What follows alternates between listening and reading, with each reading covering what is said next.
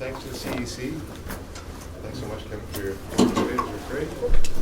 And Jeff for bringing the spirit of the CEC to us. And we're looking forward to the concert tonight. JTP. By the way, this is, what's your first name? David. Yeah. He's one of the composers from the winner of the finalists from the competition, the JTTP, the Desautels time play. So his and 5 other works will be played tonight. So looks like we'll do sort of 10-15-minute presentations each. So thanks for asking us to give these presentations. Always fun to talk about electroacoustics and about our own work in particular. I'm going to talk about one specific kind of thing today, and I'm not going to get into a lot of detail, but just introduce a concept to you that we've all probably thought about to some extent, but it's been an increasing force in my creative thought over the last little while, which is the idea of to what extent can the electronics be flexible, because at one extreme there's the idea where, well, the most fixed thing of all is an electroacoustic piece that you press play on. Now, even within that, there's quite a bit of play still in the space, the speaker setup as well. There are all sorts of variables, but it's perhaps the most fixed. And at the other end would be a completely improvisatory performance by some electronics performer. So somewhere in the middle and all where in between, I've done a number of projects within that range. And so the main thing I'm going to talk about is concert music, and specifically the idea of possibly even within concert music having some elements of improvised and live electronics. And then I'll just give a little introduction to a few other things along the way. So to start, there you go. I'll say a few words about the SHE. This is the Experimental Improv Ensemble, which a number of you are in and are going to perform tonight, specifically with an optical flow sort of program, similar to what a couple of the laptoppers were using in that last performance. And in this case, it's also original software, which is created by a master's student in computer science here at the U of M in conjunction with the SHE. I've been working with him. So I'll just show you really briefly a few of the things that we've been doing in the SHE. So it's something that I started up about 5 years ago and done all sorts of different things. So here is a mess of chords and technology, which is one kind of thing we do. And another kind of thing we do is collaborations with other interdisciplinary collaborations with other arts. So here's in the sculpture studio where they specifically were taking pianos and organs and creating pieces of art, and this project was that we were to then play the art. So we do some fairly high-tech and some fairly low-tech, lo-fi kind of things as well. This was a few years ago. Amnesty International has Taste for Justice, which is intended to be, you get some friends together and have dinner with them and raise some money and try to invite your richest friends, I guess.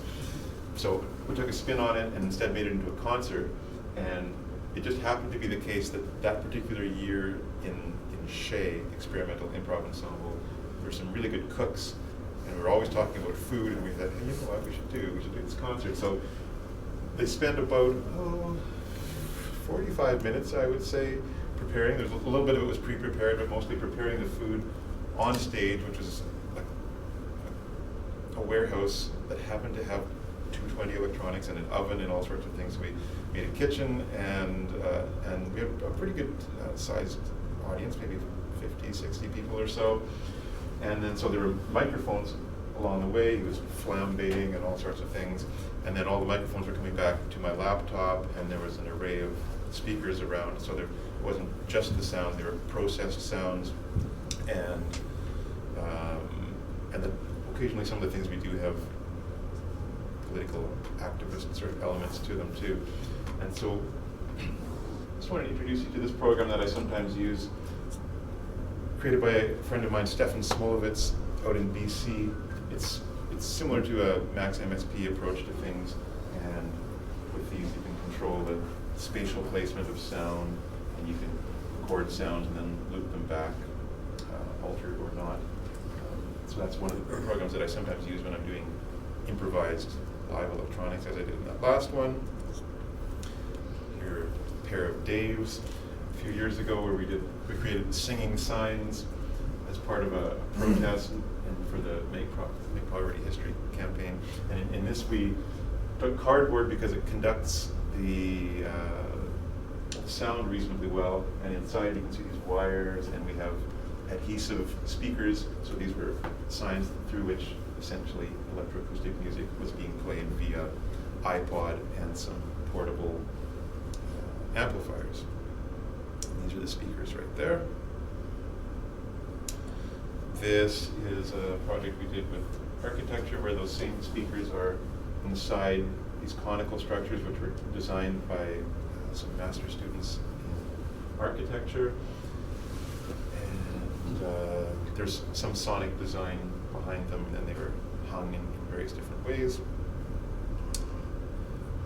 This was a concert we did last year, where one thing we do somewhat frequently is live soundtracks. So this is a large screen that's the size of a person, that particular person actually.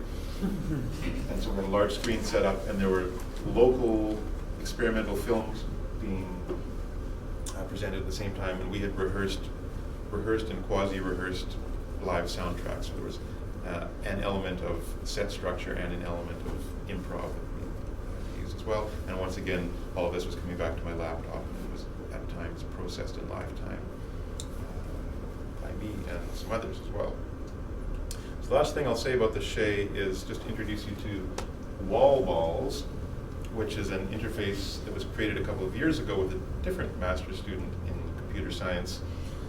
And there's electromagnet underneath, which we calibrate with these sensors, and a projector up top. So it's essentially a poor man's smart table.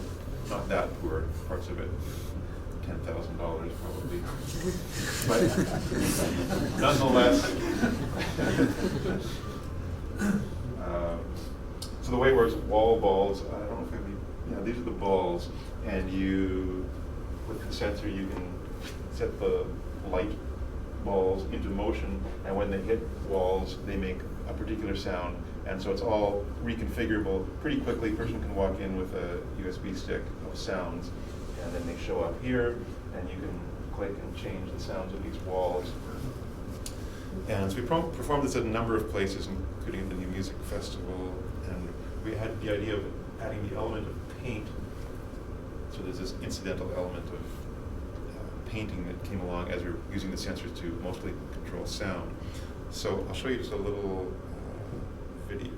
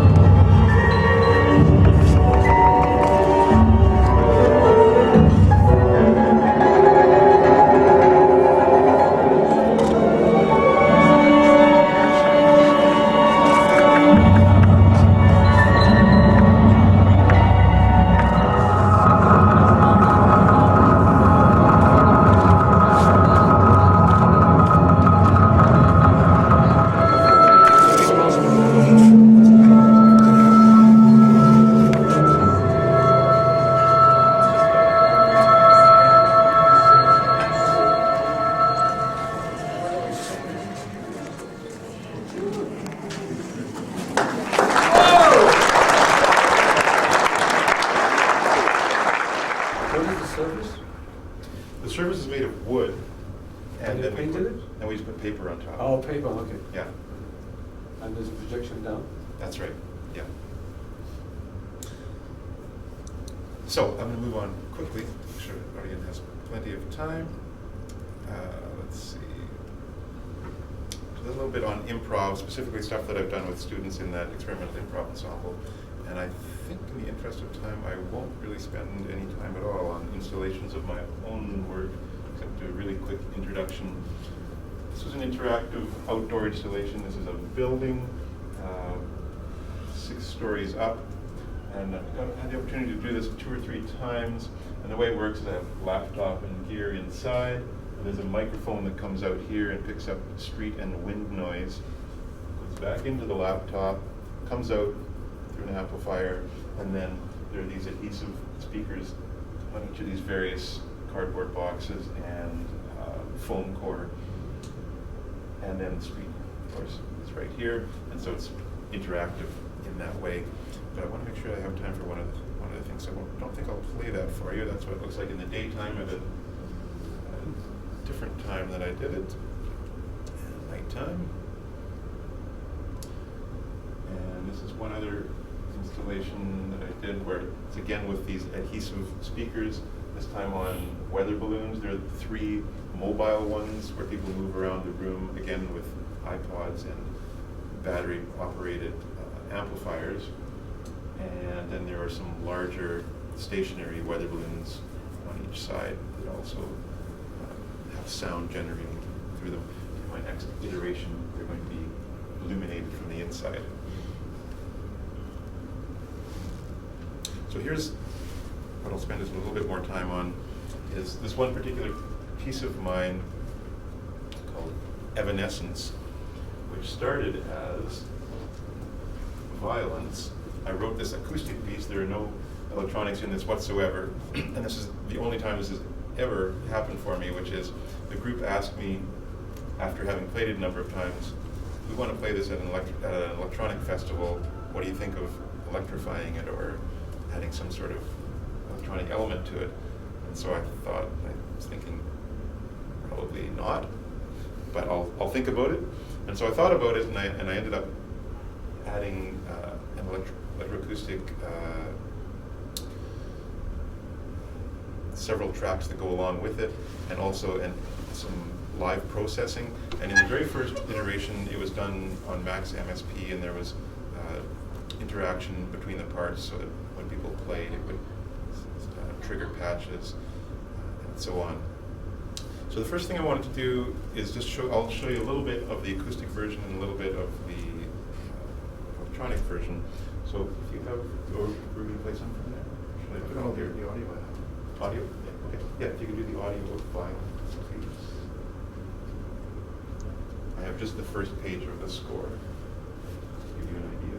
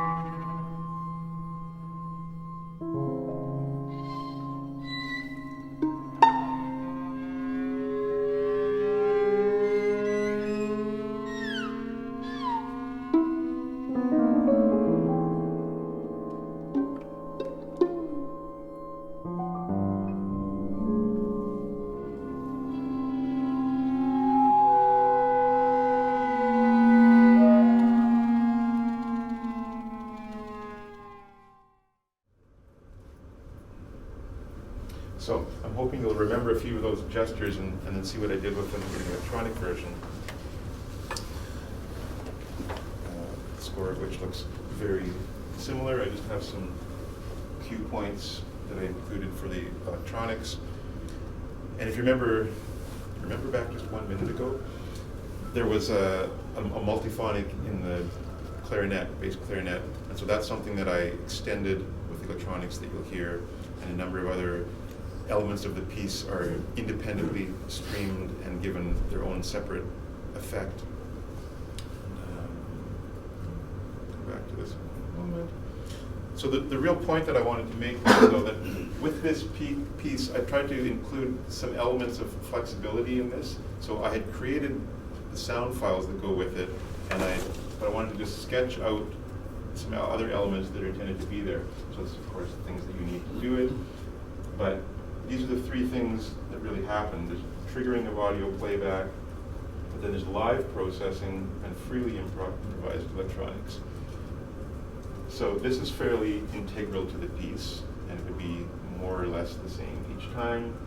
This will be somewhat the same each time because I describe in moderate detail the kind of effect that I want, which will vary somewhat depending on each person's technology and interpretation of what I say. And this, of course, could vary greatly from performance to performance. And I say optional on that. So we won't go through this in much detail, but just to give you an idea, I talk about infinite reverb, freeze kind of function here. I talk about granulation, warm enhancement, sort of thing. So that means something fairly specific to someone who's familiar with electronics, distortion, and stereo delay. So, but they can interpret them in whatever way they want. And one of the reasons I did this was to try to give some sense of spontaneity and liveliness to the performing aspect of being an electronics performer, live electronics artist. And part of the reason also is to take advantage of new advances in the technology to avoid the piece being dated in a way. Now, having said that, I also write fixed electronic pieces and have and continue to, so I like both media, but this is one piece in which I wanted to try to include other ways of approaching it through more the sense of a live electronics artist. So let me just, as my closing trick here, if we could play the first excerpt from Evanescence. Measure 1 of Evanescence.